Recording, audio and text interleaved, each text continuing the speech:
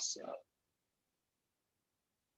all right, so today we have Trey Sullins from 3Circle Church in Alabama joining us today. Trey is responsible for a lot of things at 3Circle Church, but I'll hand the mic over to him. Trey, could you kind of tell us a bit about 3Circle Church and everything you do there? Absolutely. We're a church mostly in the South Alabama region, Baldwin County. We have two campuses there. We have a campus at Midtown, which is downtown Mobile, and then we have a campus in Thomasville.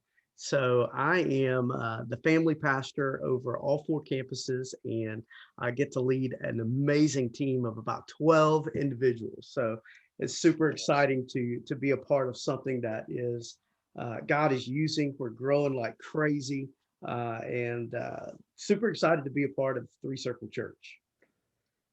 Yeah, that is exciting to hear and exciting you hear. You have a lot of folks on your team to help you out. So, yeah, that is absolutely outstanding, Trey. And I was kind of curious, could you share a bit about your background? Like, what called you into ministry and how did you find your role at 3Circle Church? Well, man, growing up, I've always wanted to make a lot of money. So I started off my college career wanting to be a doctor. And Mm, come chemistry two, that didn't quite pan out for me. So I decided to shift gears a little understandable. bit I wanted to become a nurse. And during that Mm, time of my life in college, God began to pull at my heart. I had not been living the life that I really needed to be living at that time. And so mm, God called me back home to Mobile. So I went to the University of Mobile and got into their nursing school and figured out, man, that's not where God's calling me. So I didn't quite fit there. And I loved numbers. And so I went ahead and got my accounting degree. And kind of the last part of my accounting degree there, a job opened up at a local church there in Mobile, and they had just built a family life center. And they said, we need somebody to come and work on this family life center, and which means to mop the floor, clean off all the scuff marks, and start a basketball league. Oh, and by the way, you're going to be in children's ministry, so we need you to help out with children. So my official title was Minister of Recreation and Children. So it was exciting. At this point, God had not called me into ministry. So I was working at this church. I was on staff. I was learning. I didn't have a clue what I was doing. I knew how to play mm. basketball. That's it. I didn't know anything about kids. I didn't know anything about running and leading people. I didn't know any of that. So I did the best I could and I hacked at it. And during all of that in this learning process, God began to tug at my heart. So I began to ask the Mhm. question, how do you know you're called into ministry?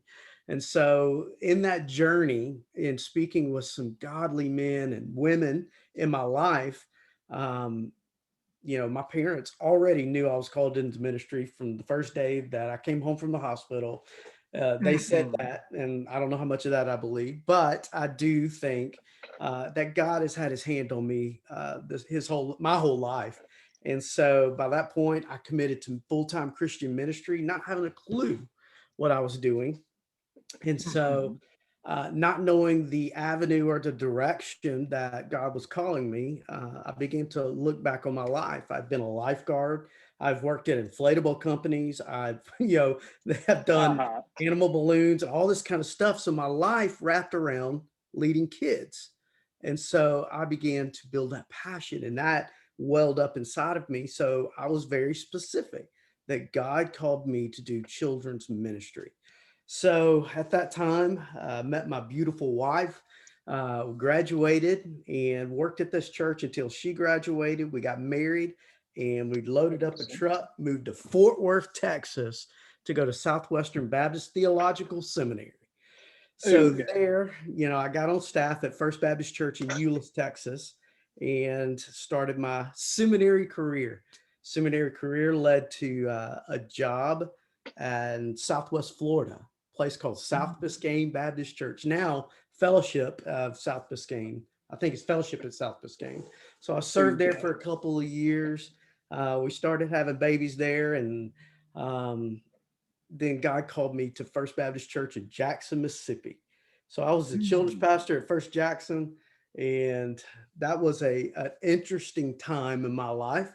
That's where my son was born. He was born at 27 weeks, and we oh, battled wow. and struggled there, but God had me there for a reason. Then there I left and went to Albuquerque, New Mexico, and served as their children preschool slash family pastor at First Baptist Church in Albuquerque. That was Okay. a beautiful time in my ministry, and I was able to see a different part out of the South and see how God, ministered there, and then made my way. And in that process at First Albuquerque, God called me back to school. So he called me back to school, and I kind of was not obedient. So nothing really was Mm, happening there. So I finally went back to school, and I got my doctorate at Southwestern Baptist Theological Seminary in curriculum and family mm, ministry. And so I began to figure out what God had next for me. Didn't really know why I did that, but I just knew God called me there. And so I went on a mission trip. On my way back, I had a phone call from Chris Bell, which is senior pastor at 3Circle Church, saying, "Hey, we're interested." mhm. And we have a conversation. So uh, Mobile's my home, and Fairhope is about 45 minutes away. And so I never thought I would ever go back home. And God Mhm. ended up pulling me back home. So I left the arid, dry New Mexico. It's brown, and we didn't have grass. Everything was rocks and Ah, cactuses and coyotes and road runners, to back here to Mobile, Alabama, where this summer it has rained twice, one for 42 days and one for 36 days.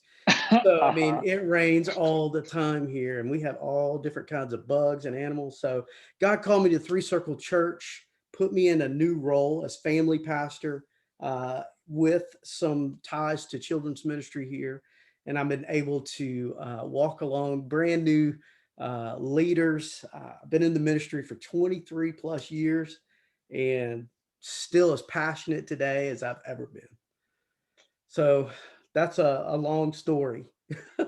Absolutely. And that is quite a story, Trey. So thank you for sharing, and thank you for sharing a lot of the info. It sounds like you've had a really robust experience getting to where you are right now. And I got two questions to kind of like follow up on that with. Okay. One, you mentioned like working originally planning to be a doctor, then a nurse, then getting an accounting degree and stuff, going to seminary, like selling inflatable stuff, like you mentioned, tons of different experience in what you were like doing in your day-to-day activities, and even like different experiences in ministry, from like being responsible for basketball and stuff at a church as Right. opposed to leading a kids min team.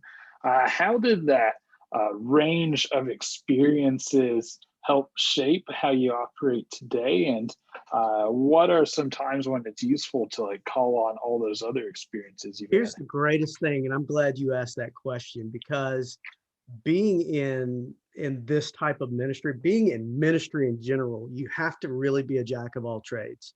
You really have to Mhm. bring in your accounting, you have to bring in your nursing. We had a kid run through a glass pane at Oh, our wow. church, and so I knew a little bit about first aid.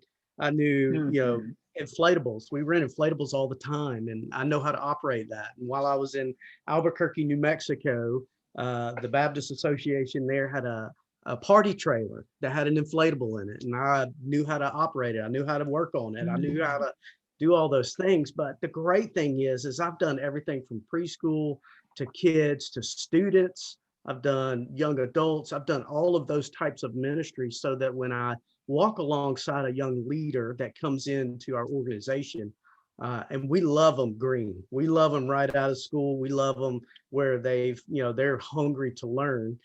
We walk alongside and go, I can look at them and physically say, I've been there. I've done that. I Mm. know where you are. I know that ministry. Maybe not to the degree of, a great student pastor, but I know student ministry. And just taking all of those things, they have all pointed in one direction. And that's creating Mhm. a leader that can lead many different types of people.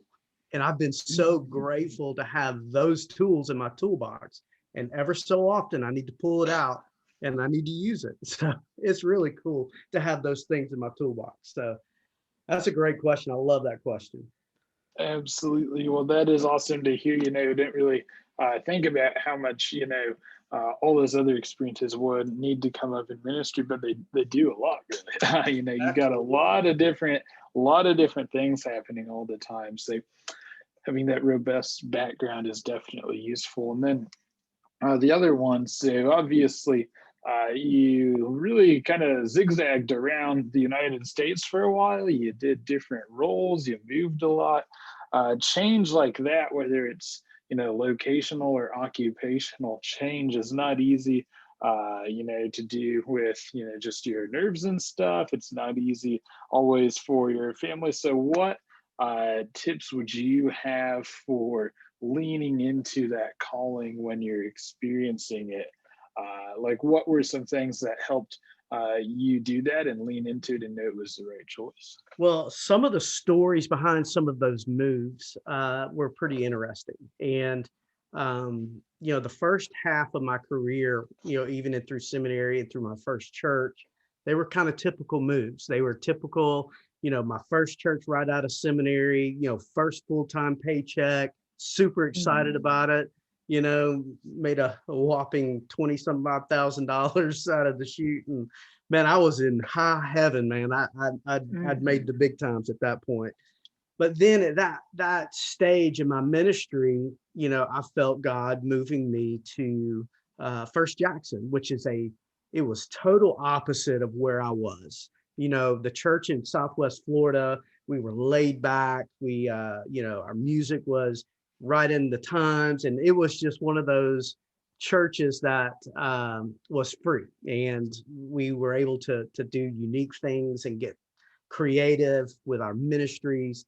And then God was calling me into a church with a lot more structure and a lot more rigidity. Mhm. If you know anything about First Baptist Jackson, Mississippi, it is a pretty traditional, straight laced ministry Mhm. opportunity. And they called me in. They said, "Hey, you're way over here and, to the right, and we're way over here to the left. We want you to bring us somewhere in the middle." I was like, "I can do Mhm. that. I can do that." And so things moved a little rapid there, a little bit more rapid than I think they were ready for. And I just didn't know if they were ready for me.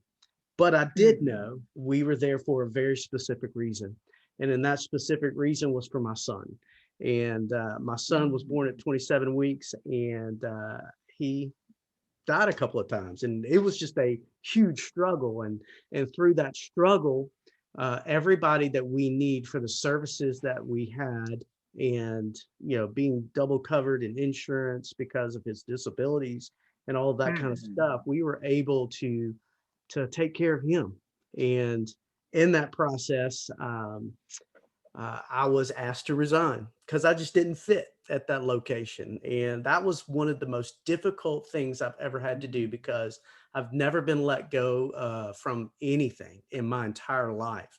I've always added Mhm. to, and that became a very bitter time in my life and a very big struggle to be able to navigate. And at that time, there was a pastor in Lake Charles, Louisiana, who began a Mhm. conversation with us. And he didn't know me, I didn't know him, but he was walking us through this. And there were times he would call and just talk to my wife, and he would call and just talk to me. And he was my pastor at that time, and I didn't even know him.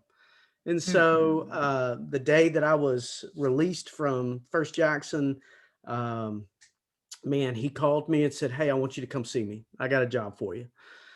But Mhm. man, at that point, I was angry. I was bitter. I was frustrated. And I just knew that that wasn't where God called us. I didn't have anywhere else to go. I didn't know what I was doing, but I just knew that that wasn't right. I wasn't reading my Bible. I wasn't praying. I didn't have any time because I was angry. I was bitter Mhm. and I was just everything. And man, I badmouthed that person, that church. I badmouthed that pastor anytime I got an opportunity. And man, it wasn't until I got to First Albuquerque because Um, Mm.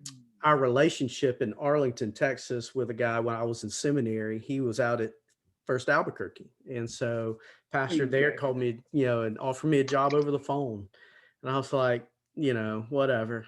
And so I went out and visited, and I was like, man, I don't know. I was still in the dumps. And that's when my beautiful, amazing, awesome wife looked at me and she's like, you got to quit it. You got to quit it. You got to get up. Let's get back on this thing and let's go. This is where we need to be. She was the one that kind of brought me back from the pit of despair into that. And so I began a beautiful journey in First Albuquerque. And man, it was a culture shock for everybody because we had grown up, my Mm. kids were born in Florida and Jackson, Mississippi. So we knew rain, we knew grass, we knew all that. Then we moved out there with nothing. And so, Mm. then we got out there, but it began a beautiful journey with the beautiful people. And the church was downtown Albuquerque and Broadway and Central, beautiful old building. And God called us to move out to the west side.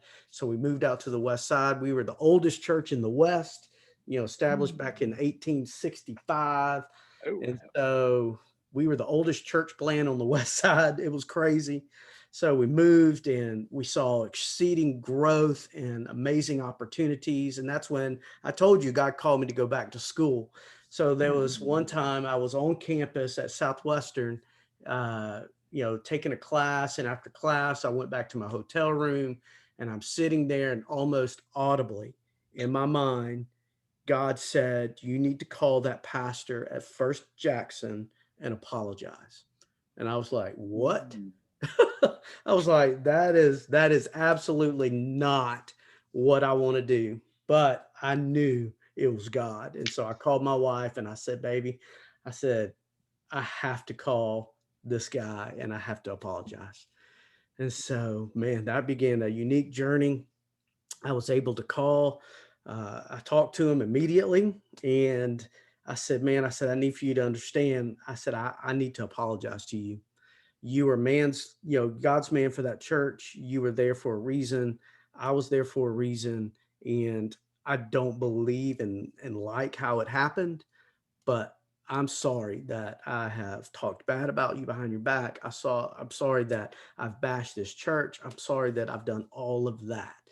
And he was shocked. And he was like, I did not expect that. And so he said, like, you were an amazing human being and you did amazing at your job. We just weren't ready for you. And was not the fit for you. And maybe we didn't handle it on our part. Is there anything else? And, we just kind of, man, I laid it all out there. And after that point, I can't tell you the freedom I had because I carried those Mm. bags for years. And so I was able to Mm. release those bags. And even to this day, I'm super free from all of that. And God has delivered me from that. And then, man, moving back home, I fell in love with the people of Albuquerque and I fell in love with the ministry out there because the ministry is different. And out Mm. there, people, they don't, on a Sunday, they don't have to be in church. They're not supposed to be in church. In the South, on Sunday, you're supposed to be in church. Everybody knows you're supposed to be in church. Out Mm. there, it's not. You can't go to door to door out there and share the gospel. You have to earn the right to share the gospel with somebody by building relationships. So you have to build the relationship. They have to know that you're invested in them. Then you can share the gospel where they will hear you. And if they respond to the gospel, it is sold out. There's no faking out there, man. Either you're in or you're out. And that's what I Mm. fell in love with. It was the hardest place to do ministry. Um, but it was the most rewarding when you see uh, the outcome of these changed lives and they were on fire, man. So I prayed. I was Mm. like, man, I didn't really want to come back home. I didn't. But this opportunity came up. God says that's where you need to be. So I moved back home. I moved back home 45 minutes away from, where I grew up and am able to establish, a ministry here that I never dreamed I would be a part of. in a church I never dreamed I would be a part of. This is 3Circle Church. The 3 circles represent local, regionally, and globally, and we have an Mhm. impact across all areas and all facets. And so I'm able to be a part of that. But our foundational, everything that we do is wrapped in scripture. Everything we do is wrapped. And I always tell people, if I didn't serve here, I would attend here. And Mm. that's an amazing thing to do. So uh, hopefully that answered your question. Oh, it more than answers it, Trey. And thank you for being so candid and open with your response there. It sounds like you really did have some interesting, well, extreme like ups and downs there on your journey. And just like always leaning into your calling is a great way to see it through. And glad, you got to experience those different areas of ministry and lift the weight off your shoulders after making amends with the First Baptist Jackson folks, and now finding your way back home into the Alabama area is just an amazing, amazing story there. And I really like what you said of kind of if I didn't work at 3Circle Church, I would attend 3Circle Church. Because that's probably a question, anyone joining or thinking of joining a ministry should ask themselves. It's like, well, okay, maybe I'd work here, but like, would I go here? And if Right. that's not a yes, you probably shouldn't work there because then it might not be an ideal fit. That is exactly right. And I've even seen people on staff take their students and their kids to other churches for their programming. And Mm. that didn't quite go over well with the leadership of the church. But man, I at the situation that that guy was in, I didn't really blame him. Hmm. Roger that. Well, we can wrap that up there then, because I don't have much follow up questions for that particular story. But yeah, that is good to know, Trey. And so, another question, shifting gears a bit and talking about kind of programming, is as a kidsman leader and someone responsible for a kidsman team and stuff, you oversee lots of programming and stuff. How do you plan for engaging kids ministry programs, especially like in person and online? And how has that kind of shifted between the different ministries you've served in? Well, in all of the ministries I've ever been a part of, we didn't have an online presence for our kids. Just Mm-hmm. like every church in the world during the pandemic, we found a way and we figured it out. Mm-hmm. We tried to make it happen. We tried to do what we could. And the great thing about 3Circle Church is for our adults, we already had an online presence. We already had access to equipment. We had access to cameras. We had access to all of that. So the transition for our family ministry team to go online was a little bit easier because we had people that could help us. We had people that could film us with lighting and audio and transitions and putting in content and all of that kind of stuff. So, we tried to figure out what that looked like. And so as we went on and as we continued to do it, we got better, of course, and we kind of streamlined everything. And so from that point on, here in Alabama, we started meeting back, not too long Mm-hmm. after. So we came on campus and uh, our online presence, kind of went from here, and it kind of started dwindling down. And right now, our online presence is very nil because we're all Mm-hmm. on campus. And so I still keep up our online content, very basic online content because I want to give, kids when they go on vacation, when they go to the beach or when they go, or they're sick at Mm-hmm. home or whatever, I still want them to have an option and an opportunity to watch it.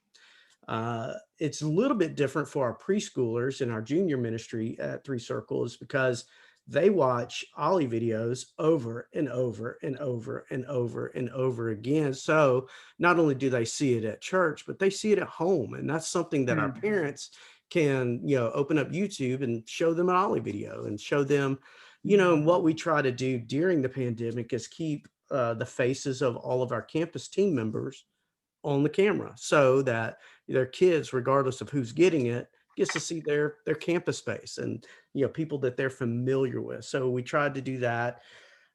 If I had to do it all over again, I would go about it a totally different way because Mm,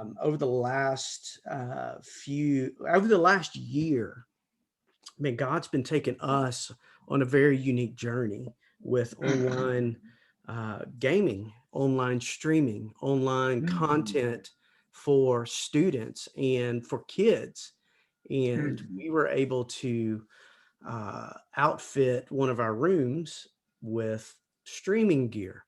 And so mhm, we would probably approach it a little differently instead of being on a stage and hi boys and girls and trying to be structured going into worship and then to a Bible story to the memory verse and back to a closing video and then see you later.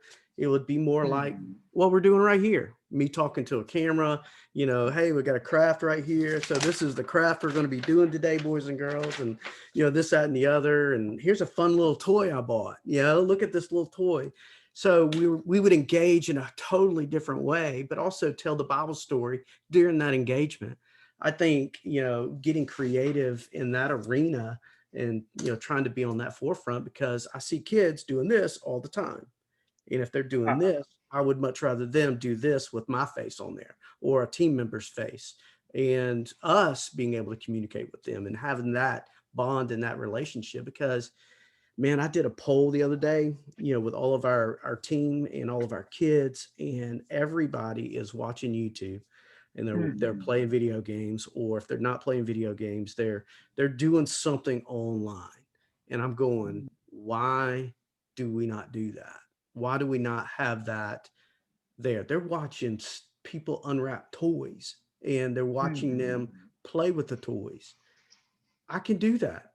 I can unwrap toys. I can play with toys. Why can't I do that? And so right now, our absolutely. church believes so much in this is that they've bought us equipment to do this. Mm, So we have mhm, streaming equipment, but also for our student ministry, we have Fortnite tournaments. We have, we get on and we play Dragon Ball Z for our anime crowd. And, we've got a mhm, stream tonight that we're going to be doing at 8:30 for our Dragon Ball Z tournament. So it's going to be a cool opportunity. But man, on campus, just trying to create an atmosphere and a feel that kids want to be a part of.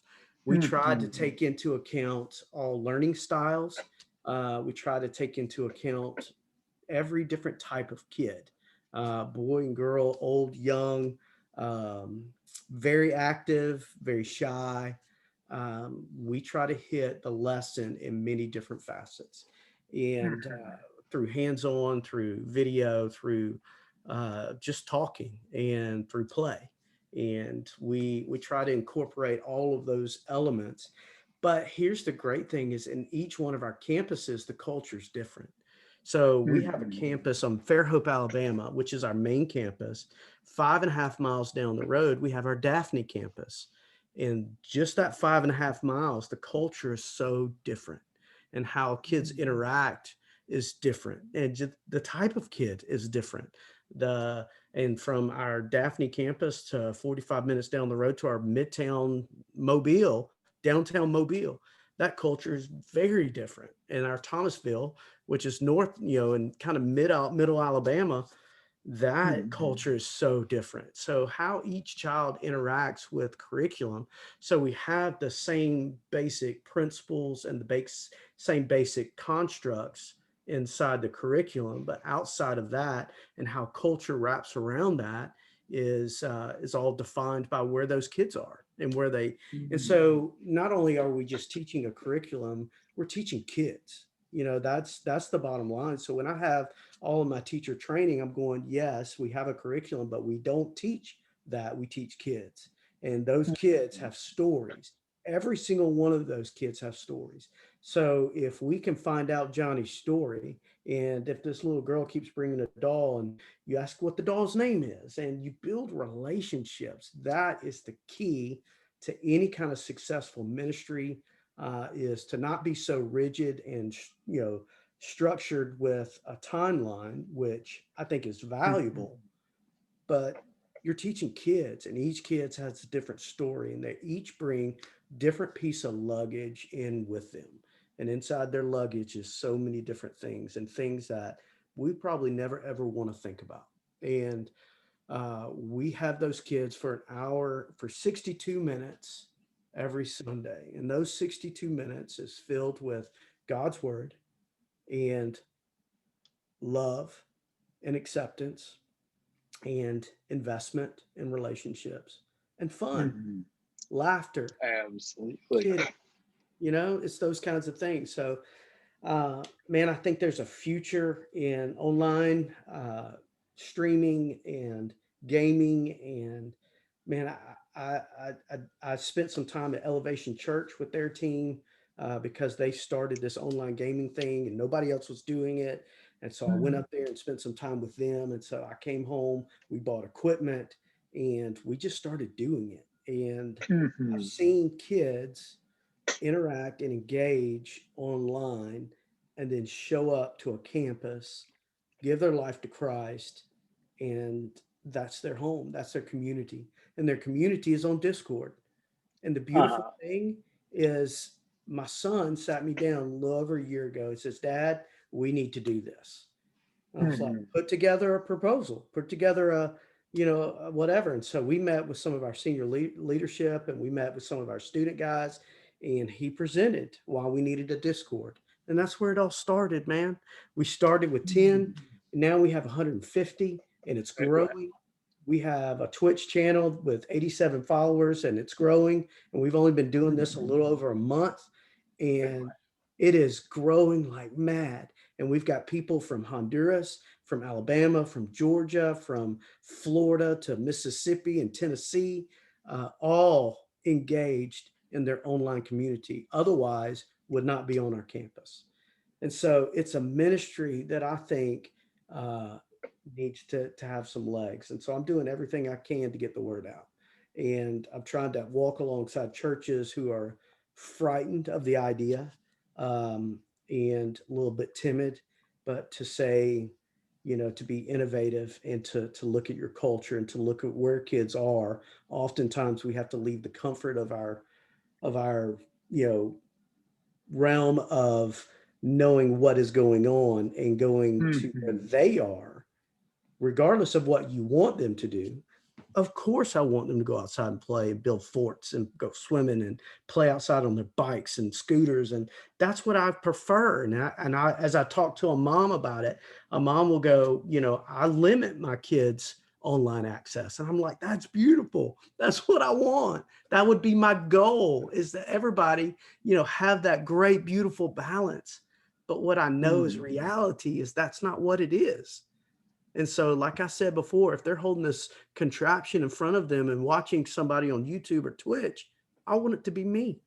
I want it to be me so that I can give them the gospel. I can use it as the ministry.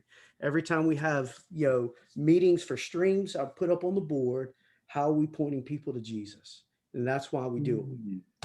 So you create a culture online and on campus that, in the online now, for me, is a totally different beast. It's not, putting together and recording a video and posting it on YouTube.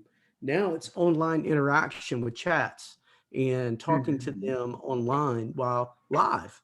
And so I'm in somebody's Mhm. home that's in Honduras that is, typing on their chat in English, and we're able to have a conversation. And I've got kids, I had two couple brothers in New Jersey who were playing that had no church affiliation. And man, we're trying to find them a church home to go to. I think it's something huge, and I don't have a predecessor that shows me how to do all of this. I mean, I've got a Mhm. machete, I'm chopping down trees, I'm making mistakes. I'm doing these things and I'm blazing a trail trying to figure out, what do I do next? And I have no idea, but I'm doing it. Absolutely. And I mean that I love the idea of meeting them where they are by getting to some really non or unorthodox avenues. Like I never really thought about potentially using Discord or Twitch or gaming services or having like Dragon Ball Z or Fortnite. Some more rigid people in ministry might think, hey, why would I even like bring Fortnite into my church? Like that doesn't go over here in ministry, but it does, like you said, because it's an avenue to meet more people where they're at. So that is outstanding and very innovative, Trey. Like, love to see that. So keep me updated on how that effort continues to grow.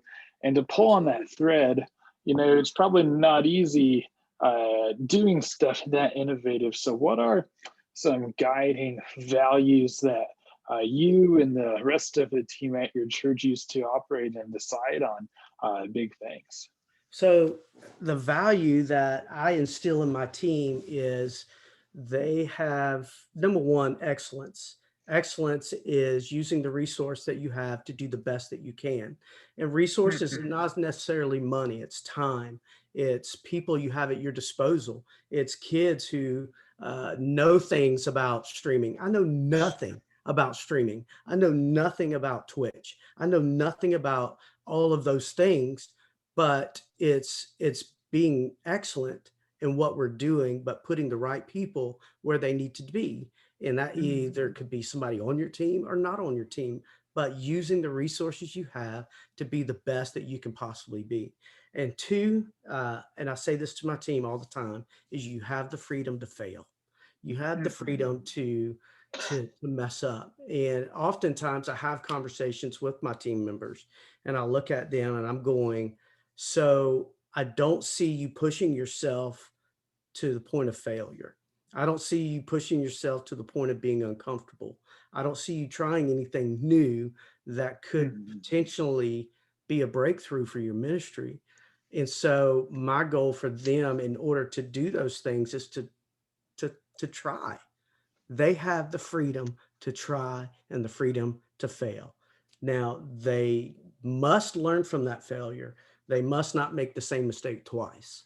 They must, there's a lot of caveats there, but the reality of it is I want them to have the freedom to fail. For some of us, that's easy to do. I love it. But for some of us on our team, that's the most difficult thing in the world, is to push themselves to the point of failure and the point of maybe this won't work. So I give them permission to do stuff like that. So that is that's part of the values. And man, just believing that people are called also to do their part and to do their ministry part. And God has gifted them with some unique abilities and allowing them to use those abilities and to be in their sweet spot. And making sure people are in their sweet spot.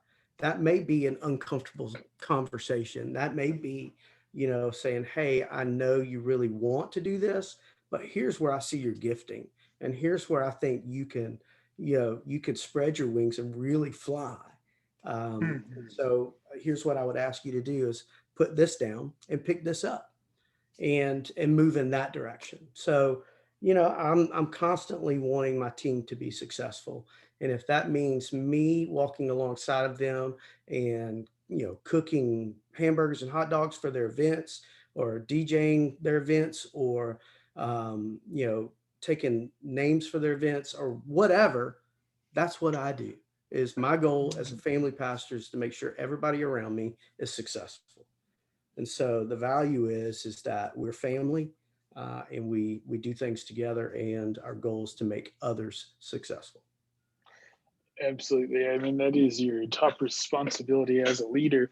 And I really like that you enunciate how it's really important to like fail, because if you're not failing, then you aren't really probably trying anything new. If, you're just staying in your comfort zone the whole time, and being able to have an environment where it's like, hey, we're not gonna criticize you for trying something new and failing at it is super important, because then that enables you to try those newer ideas and stuff and understand that, hey, in our culture we're establishing here, we want to spend more time out of our comfort zone, and it's not always going to be pretty, but again, like, still maintaining excellence if you find out that you don't want to touch a hot stove twice after you Correct. learn that something Correct. is not a good idea. So that is outstanding info there, Trey. Good. Man, I'm glad I'm able to contribute something. Absolutely able to contribute a lot. So, yeah, and then I was kind of curious, and so we kind of discussed your values, the way you do programming and stuff. Especially, what sounds like a lot of unique things are underway at 3Circle Church. Trey, so what are some of your like short and long term ministry goals? Our short-term goal at this point is to to build a volunteer base that will help us be successful in us Mhm. reaching kids and reaching students, but also teaching those volunteers that we at 3Circle Church, we want more for them than from them, and so Okay. in building that mindset of, we believe that God's called you and gifted you to serve in a certain area. And in that, God will take you to the next level and he will continue to grow you as you make yourself available to be used by him. And so that's what we Mhm. teach our volunteers and our volunteer base is we want more for them than from them. And so in that short-term goal is to build a volunteer base that allows us to continue to be more effective and to be Okay. more outreaching. And long-term goals is to create students that are godly, that have a relationship with God, because our family ministry philosophy from junior all the way through high school is in junior, Mhm. what we do is we teach them that God loves them and God wants to have a relationship with them. And then in kids, we teach them to love God back and to have a relationship with him and that it's a two-way street. And then when they reach our preteen ministry, that not only do they need to love God, but they need to love each other and they need to get along. And then our Mhm. mid-school ministry is they love each other and love the church. And then in our high school ministry is they love the church and serve the church. So by the time they build on one another, by the time they graduate and are going into our college and to start their career, that they have built a relationship with Jesus and they love each other, they love the church, and they're serving the church somewhere. So our long-term goal is to be successful in that in everything that we do and to build as many of those kids as we possibly can by partnering with parents and creating environments that um, are user friendly and able to be used to teach.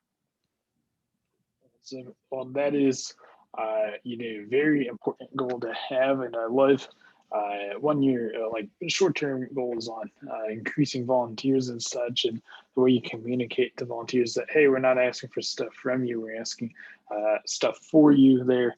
And then with like the perspective of just summing up exactly what you're aiming to teach each ministry by age group. Like, hey, for the preschool, it is understand God loves you. And then to the high school, where it's like, hey, you are loving the church and serving the church, just knowing crystal clear what the goal of ministry, what you plan to communicate is definitely probably helps all the smaller stuff that goes into that big picture. It does. It absolutely does. And so it helps them be able to plan and prepare and to zone in so that when they know they get, you know, a brand new, fifth grader, their goal is Mhm. to number one, in every area, yes, we want you to have a relationship with Christ. And we kind of build up to where they're supposed to be. And so when the next ministry hands off, they're able to pick up and go, I know here's what they've been taught. So here's where we're going Mhm. to take them from here. So we try to build that and Absolutely. build that culture of we're family. We do things together.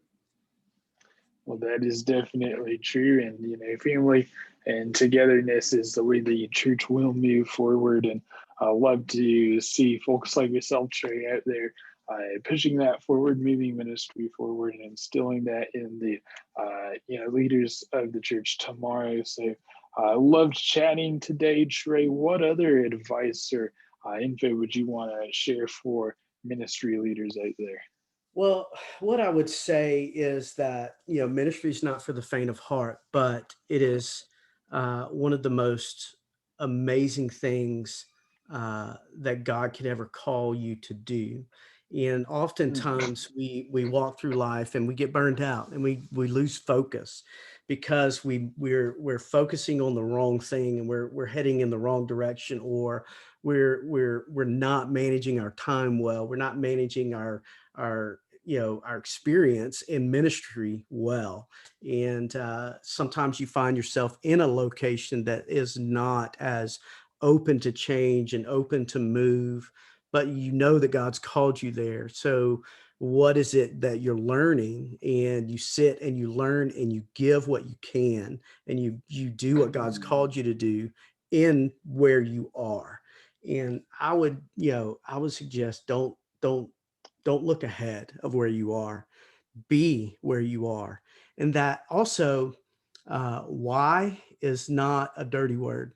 Why is something for some that could be extremely offensive, because Mhm. you may be in an organization that has a certain way and a certain thing, and you ask the question why.